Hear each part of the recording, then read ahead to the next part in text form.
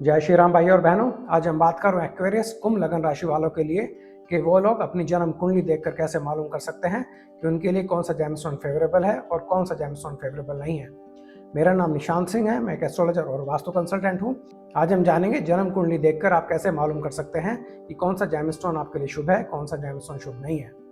आपको 3 conditions check करनी चाहिए। जेमस्टोन का जो भी रूलिंग प्लैनेट है उसकी लगन लॉर्ड के साथ में एनिमिटी नहीं होनी चाहिए। रूलिंग प्लैनेट 2nd और 7th हाउसेस का लॉर्ड नहीं होना चाहिए और 3rd, 6th, 8th और 12th हाउसेस का लॉर्ड भी नहीं होना चाहिए। अगर ये तीनों कंडीशंस मीट करती हैं तो आप बिना किसी डाउट के वह जेमस्टोन पहन सकते हैं। आज हम मेन जेमस्टोन्स के बारे में बात कर रहे हैं। माणिक, मोती, मूंगा, पन्ना, पुखराज, डायमंड और नीलम। आइए शुरू करते हैं कि करके कि आप अपनी जन्म कुंडली देखकर कैसे जान सकते हैं कि कौन सा जेमस्टोन आपको पहनना चाहिए और कौन सा जेमस्टोन आपको नहीं पहनना चाहिए। शुरू करते हैं एमराल्ड से, पन्ने से। उसका रूलिंग प्लैनेट है मरकरी। मरकरी इसकी राशि हैं जेमिनी और वर्गो। आपकी जन्म कुंडली में लगन में 11 नंबर है तो आप कुंभ यानी कि एक्वेरियस लगन है। जेमिनी 5th हाउस में है और वर्गो 8th हाउस में है।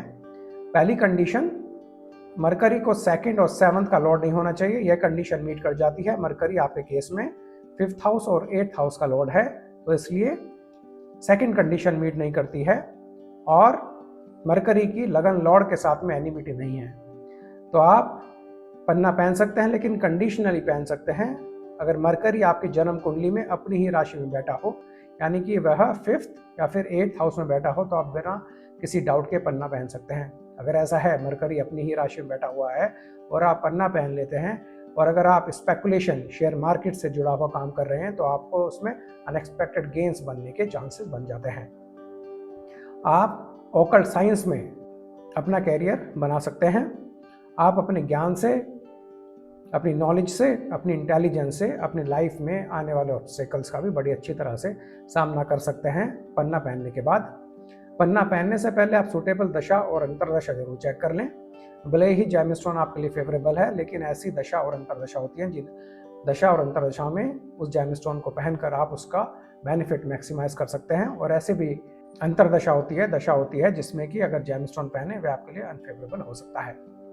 आप 3.25 से 7.25 रत्ती तक का पन्ना पहन सकते हैं। छोटी उंगली में पहने, सोने में डालकर पहन सकते हैं और वेडनेसडे यानी कि बुधवार के दिन आप पहन सकते हैं। डायमंड, उसका रूलिंग प्लैनेट है वीनस। वीनस की राशि है टॉरस और लिब्रा यानी कि आपकी जन्म कुंडली में 4th हाउस और 9th हाउस का लॉर्ड है वीनस।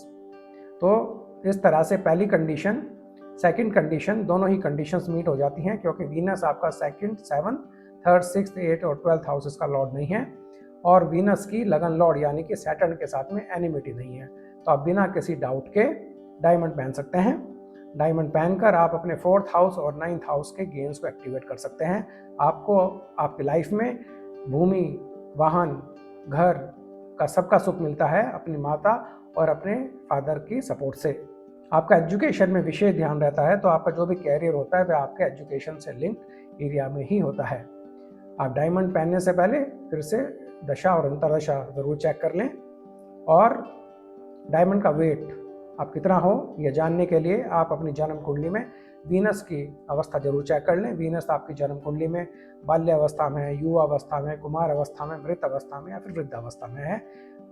वीनस का प्लेसमेंट क्या है, शुक्रदेव का प्लेसमेंट क्या है, यह जानकारी आप डायमंड का वेट फाइन ट्यून कर सकते हैं। आप उसको मिडिल फिंगर या फिर रिंग फिंगर में पहन सकते हैं। व्हाइट गोल्ड या फिर प्लेटिनम की अंगूठी में डालकर पहन सकते हैं। शुक्रवार यानी कि फ्राइडे के दिन आप धारण कर सकते हैं। आपके लिए डायमंड शुभ है। ब्लू सफायर यानी कि नीलम, रूलिंग प्लैनेट है सैटर्न और राशिज हैं मकर और कुंभ यानी कि आपका लगन और 12th हाउस दोनों के ही लॉर्ड शनिदेव हैं। तो इस तरह से पहली कंडीशन आपकी मीट कर जाती है। 2nd कंडीशन मीट नहीं करती है क्योंकि सैटर्न आपके 12th हाउस के लॉर्ड बन जाते हैं। लेकिन क्योंकि सैटर्न आपके लगन लॉर्ड भी हैं तो उनको 12वें हाउस का दोष नहीं लगता है तो आप बिना किसी डाउट के नीलम पहन सकते हैं। और वहीं पर आप लगन लॉर्ड को और थोड़ा सा मजबूत करने के लिए नीलम के साथ में एक लोहे का छल्ला भी पहन सकते हैं। नीलम पहनने के बाद में आपका जो लाइफ की ग्रोथ है, जो आपका कैरियर का ग्रोथ है, वो आपके घर से दूर जाकर ही उसका पूरा पोटेंशियल आपको मिलता है। तो अगर आप प्लान कर रहे हैं घर से दूर अपना कोई काम सेटअप करने के लिए, एस्टैब्लिश करने के लिए नीलम पहने तो आप देखेंगे कि आपको अपने कार्य क्षेत्र में बड़ी जल्दी से ही सफलता मिल जाती है, गिवन द फैक्ट कि आप अपने घर से दूर जाकर वह काम कर रहे हैं। सूटेबल दशा और अंतरदशा आप ज़रूर चेक करें। 4.25 से 7.25 रत्ती तक का नीलम आप पहन सकते हैं। उसका फाइनल वेट जानने के लिए, जैसा कि हमने आपको डायमंड के केस में बताया था, इस केस में आप सैटर्न की अपनी जन्म कुंडली में अवस्था जरूर चेक कर लें, उसका प्लेसमेंट जरूर चेक कर लें कि वह बाल्यावस्था में, युवावस्था में, कुमार अवस्था में या फिर किस अवस्था में है। उसके हिसाब से ही उसका फाइनल वेट आप फाइन ट्यून कर सकते हैं। मिडिल फिंगर में आप पहने सिल्वर या फिर पंच धातु के मेटल में डालकर पहन सकते हैं। सिल्वर बेटर है। सैटरडे यानी कि शनिवार के दिन आप उसको धारण कर सकते हैं। येलो सफायर यानी कि पुखराज, रूलिंग प्लैनेट है जुपिटर। जुपिटर की राशि से धनु राशि और मीन राशि आपकी जन्म कुंडली में 2nd और 11th हाउस के लॉर्ड जुपिटर हैं। आइए चेक करते हैं। पहली कंडीशन मीट नहीं करती है क्योंकि जुपिटर आपके 2nd हाउस के लॉर्ड बन जाते हैं। 2nd कंडीशन मीट कर जाती है और 3rd कंडीशन भी मीट कर जाती है क्योंकि जुपिटर की सैटर्न के साथ में एनिमिटी नहीं है। तो आप उसको कंडीशनली पहन सकते हैं अगर जुपिटर आपकी जन्म कुंडली में अपनी ही राशि में प्लेस्ड है, यानी कि आपकी जन्म कुंडली में जुपिटर 2nd हाउस या फिर 11th हाउस में, तो आप बिना किसी डाउट के पुखराज पहन सकते हैं। अगर ऐसा है और आप पुखराज पहन लेते हैं तो आपको अपनी फैमिली वेल्थ से लाइफ में प्रोग्रेस और गेन्स देखने को मिल सकते हैं, और वैसा वर्षा आपको लाइफ में जो भी लाभ होता है उससे आप डायरेक्टली अपना बैंक बैलेंस, अपनी वेल्थ एनहांस कर सकते हैं। आपको आपकी फैमिली से आपके कैरियर में काफ़ी सपोर्ट मिलती है। आप सूटेबल दशा और अंतरदशा चेक कर ही पहने। 4.25 से 8.25 रत्ती तक का आप पहन सकते हैं। फाइनल वेट फाइन ट्यून करने के लिए आप अपनी जन्म कुंडली में जुपिटर बृहस्पति महाराज की अवस्था जरूर चेक कर लें। अगर उसकी प्लेसमेंट अच्छी है तो आप उसको इंडेक्स फिंगर में पहन सकते हैं। सोने में गोल्ड की अंगूठी में डालकर पहन सकते हैं। थर्सडे यानी कि बृहस्पतिवार के दिन आप उसको धारण कर सकते हैं। रूबी यानी कि माणिक, रूलिंग प्लैनेट है सन। सूर्य की राशि है सिंह राशि, लियो राशि, जो कि आपकी जन्म कुंडली में 7th हाउस में है। तो इस तरह से पहली कंडीशन मीट नहीं करती है क्योंकि सूर्य आपकी जन्म कुंडली में एक स्ट्रॉन्ग मारक है, 7th हाउस के लॉर्ड हैं। हालांकि 2nd कंडीशन मीट कर जाती है और 3rd कंडीशन भी मीट नहीं करती है क्योंकि सूर्य की लगन लॉर्ड यानी कि सैटर्न के साथ में एनिमिटी है। तो आपको भूल कर भी माणिक नहीं पहनना चाहिए। अगर आप माणिक पहन लेते हैं तो आपको आपके जीवन में घात लगने के चांसेस बन जाते हैं। जुपिटर की दशा अंतरदशा में, सूर्य की दशा अंतरदशा में, या फिर जुपिटर के अंदर अगर सूर्य की अंतरदशा है या फिर सूर्य की दशा में जुपिटर की अंतरदशा है, इन सब दशा अंतरदशा में आपके जीवन में घात लगने के चांसेस बन जाते हैं। आपके लिए माणिक शुभ नहीं है। मोती, उसका रूलिंग प्लैनेट है मून। मून की राशि है कैंसर, जो आपकी जन्म कुंडली में 6th हाउस में है। आइए चेक करते हैं। पहली कंडीशन मीट कर जाती है क्योंकि मून आपका 6th हाउस का लॉर्ड है, तो वह 2nd और 7th हाउस का लॉर्ड नहीं है। 2nd कंडीशन मीट नहीं करती है क्योंकि मून आपका 6th हाउस का लॉर्ड है और उसकी हालांकि लगन लॉर्ड के साथ में एनिमिटी नहीं है, फिर भी आपको मोती पहनने से बचना चाहिए।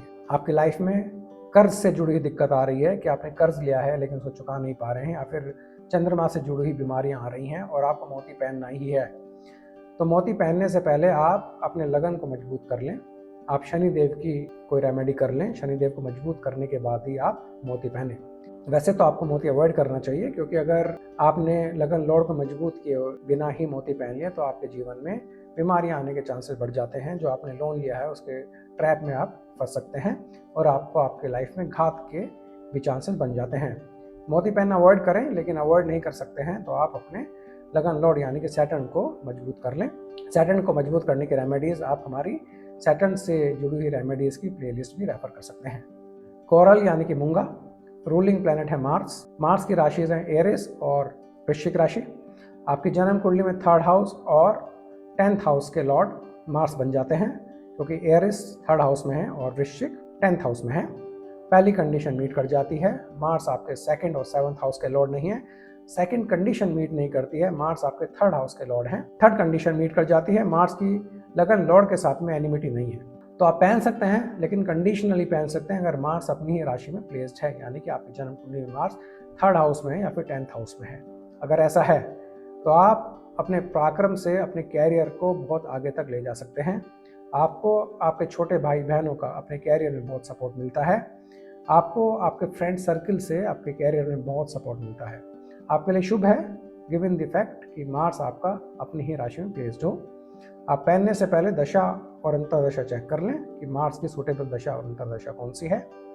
4.25 से 12.25 रत्ती तक का मूंगा आप पहन सकते हैं। मूंगे का फाइनल वेट फाइन ट्यून करने के लिए आप अपनी जन्म कुंडली में मार्स की अवस्था, उसकी प्लेसमेंट चेक कर लें। अकॉर्डिंगली आप उसका फाइनल वेट फाइन ट्यून कर सकते हैं। आप उसको रिंग फिंगर में पहने, गोल्ड, सिल्वर या कॉपर के मेटल में डालकर पहन सकते हैं और ट्यूसडे यानी कि मंगलवार के दिन आप उसको धारण कर सकते हैं।